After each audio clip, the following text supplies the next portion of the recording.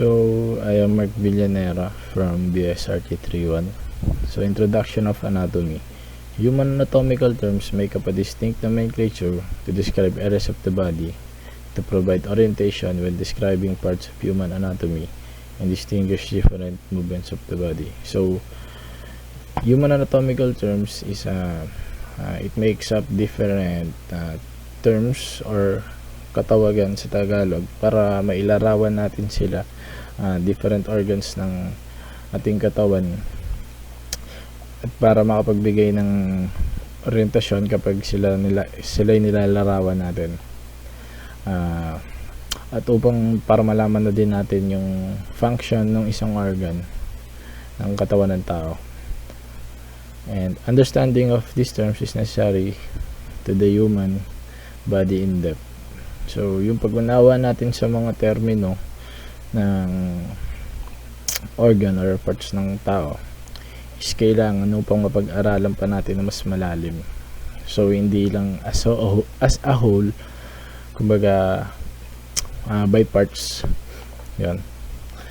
Many of these terms are applicable in animal anatomy. So, di lang siya ginagamit sa tao, sa study of human body, pati na rin sa mga hayop para may similarity sila, ganun.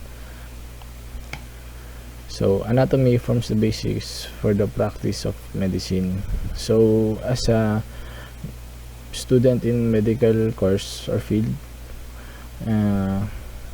isa to sa mga bumubuo, kumbaga ito yung pinakakailangan natin na pag-aralan kasi nga as a med student, diba, yun naman talaga yung parang pinaka main objective natin is yung para malaman yung different parts or organs ng tao. It also includes those structures that can be seen grossly without the aid of magnification, and microscopically with the aid of magnification. So, different structures or parts ng organs or parts ng tao is makikita natin through magnification and kahit wala. So, makikita natin yung mga pinakamaliliit na parts or organs ng tao, like mga example is tissues, cells, ganyan. Then yung mga hindi na kailangan ng magnification is yung mga malalaking parts like basic parts like intestine, livers, yan, ganyan. The term anatomy is derived from the Greek word temning, meaning to cut. So yun nga, yung anatomy is galing sa Greek word temning, meaning to cut. Kasi pag pinag-aaralan natin ng anatomy, kumbaga as a whole nga siya, sabi ko kanina, hindi siya as a whole, kumbaga kailangan natin by part siya pag-aralan, hindi sa kabuuan, para mas maintindihan natin yung kung paano nga ba talaga ginagamit or nagpa-function yung different organs or parts ng katawan ng tao. Thank you. Paul John L. Bernaldes, ang report ko ay history. So, history. Heropilus, 300 BC, native of Chalcedon, 335 BC, Asia Minor, Turkey. First study medicine under Protagoras, of course, before continue in Alexandria. The father of anatomy, the first anatomist in history. He was the first doctor to base his conclusion on discussion of human body, pretending to Leonardo da Vinci. All of his works were lost because the library of Alexander was destroyed in 272 AD. Publicity forms dissection. So, si Heropilus ang father of anatomy, tapos nag-study siya ng dissection, mga cadavers, ganun. Tapos, pangalawa, si Mendino della Luigi, Raimundo de Luigi, or called Mandinos, born in 1270, Bologna, Italy. Died in 1320, Bologna. Italian physician, anatomist whose Anatomia, Anatomia Mundina po, yun yung libro niya. Then, first printed in 1478, was the first European book written since classical antiquity that has entered devoted to anatomy and was based on the dissection of human cadavers. Uh, Don Mondino received his medical training at the University of Dalgona, and after graduation, he studied and taught anatomy and surgery at the university while actively practicing medicine and surgery. Then si Andreas Vesalius ay Latin Flemish Andreas van Wiesel, born December 1514, Brussels, now in Belgium, died June 1564, island of Cyzicus, Republic of Venice. Renaissance physician who's revolutionized the study of biology and the practice of medicine by his carefully described of anatomy of the human body, and basing his observation of the dissection, he made himself he wrote and siya po nag-illustrate the first comprehensive textbook of anatomy. Vesalius, a native of the Duchy Brabant, the southern portion of which is now in Belgium, was from of a family of physicians and pharmacists. He attended Catholic University of Leuven in 1529, and from 1533 to 1536 he studied at the medical school of the University of Paris, where he learned to dissect animals. So hi po, I'm Gillian Espiritu from BSRT31 Group 4. Then for today po, I'll be giving you some ideas about anatomical pain. Since ire-recall na lang naman po natin siya kasi natakal na po siya last semester po. So, start po natin sa introduction to anatomical pain. So as you can see po, a plane is a 2D slice through 3D space which can be thought of as a glass sheet. The anatomical planes are different lines used to divide the human body. So, tayo, as a medical student, or as a RATEC student na kasama yung mag-position ng pasyente sa work natin, ini-encourage tayo na gamitin to. Bakit? Para makakuha ng accurate description of a location ng specific body part ng pasyente. So, in short po, by using anatomical plane or body planes, napapadali niya yung pagkuha natin ng location dun sa specific body part ng pasyente. And we all know din naman po na lahat ng medical professionals often refer to the sections of the body in terms of anatomical planes. So, anatomical plane. Ano nga ba yung anatomical plane? An anatomical plane is a hypothetical plane used to transect the body in order to describe the location of structures or the directions of movements. Also, these planes po are imaginary lines that has vertical or horizontal drawn through an upright body. Then po, body planes are also known as anatomical plane, have several uses within the anatomy field, including in medical imaging, descriptions of body motions, and embryology. Then one of the primary applications of body planes are the sonography, CT scans, MRI scans, and PET scans. So, paano nga ba nila yung ginagawa? By imaging a patient in a standard anatomical position, a rad tech can build an X, Y, and Z axis around the patient to apply the body planes to the images. And also, body planes are used to describe anatomical motion in the X, Y, and Z coordinate system that the body moves through. So, an anatomist could model a limb's range of motion by measuring which planes the limb can move through and how far it is able to travel.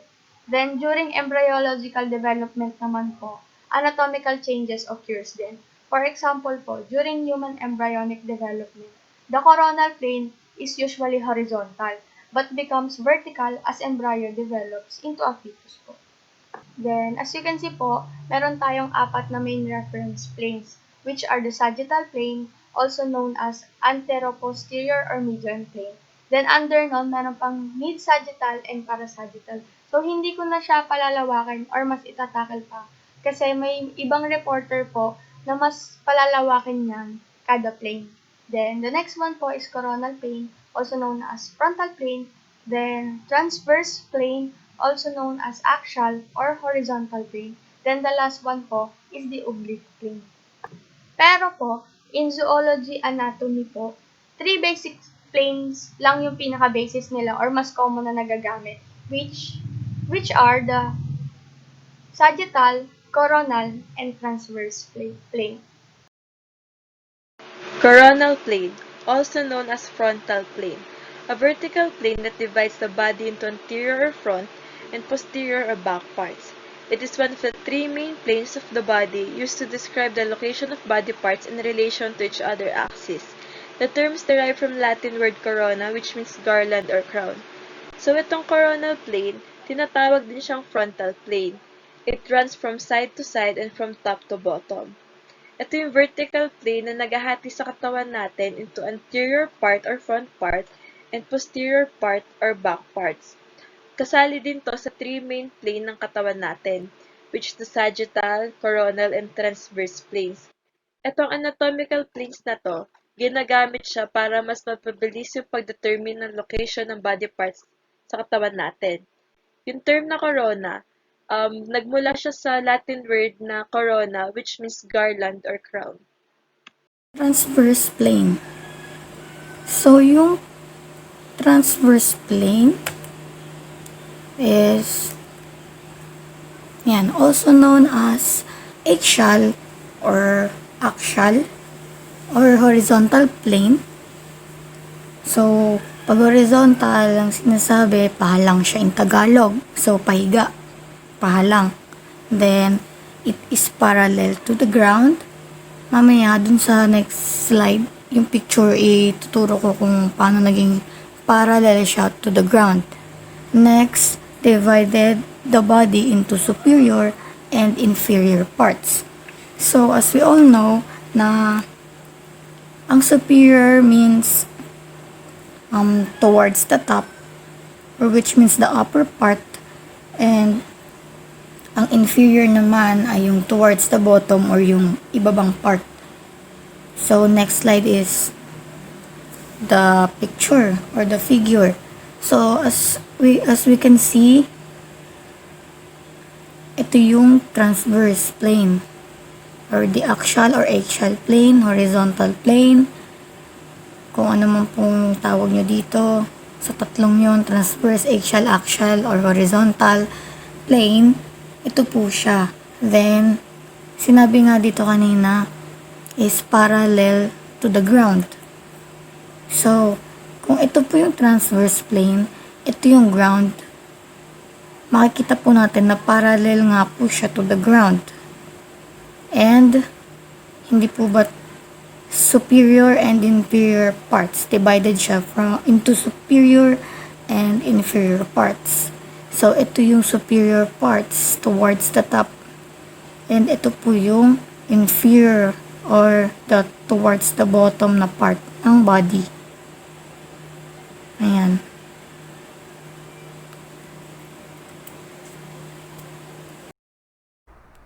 So, I'm Ramon Christian Tonga. I-report ko sa inyo is sagittal planes. Sagittal plane.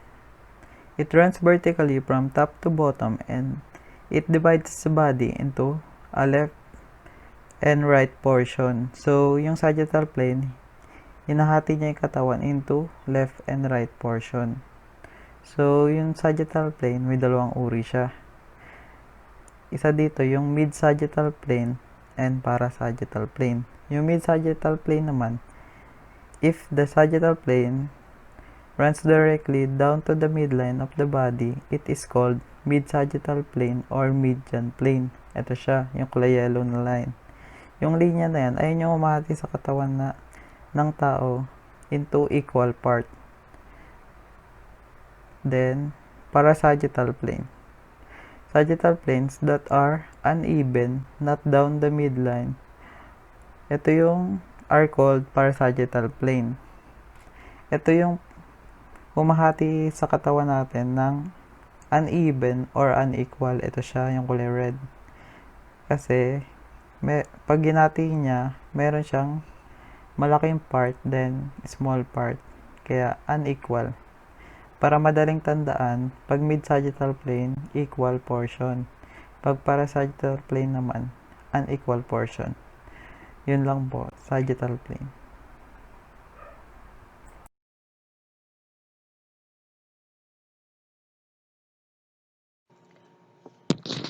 Oblique planes. So when we say oblique planes kasi, it means that it divides the body to an angle. So, oblique planes, ano siya, it's not the usual plane katulad ng sagittal, transverse, or ng frontal or coronal plane. Kasi yung oblique, wala siyang specified or implied line. Hindi siya parallel, hindi din siya perpendicular. So, ang easy way para matandaan yung obliques is an odd angles.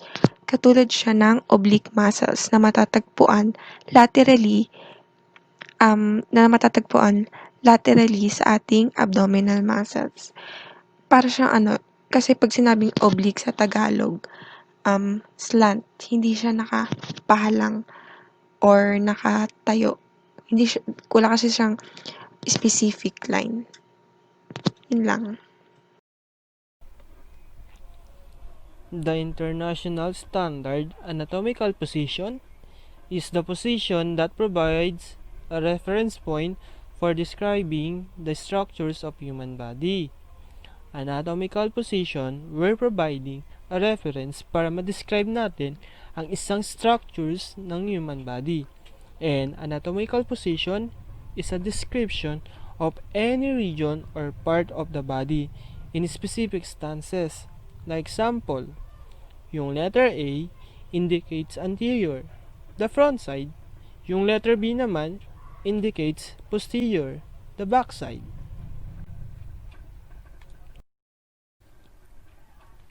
So, addition lang guys, the terms supine and prone are used to describe a body that is lying down. Supine refers to a body lying on its back, face up, while prone naman refers to a body lying on its belly, face down.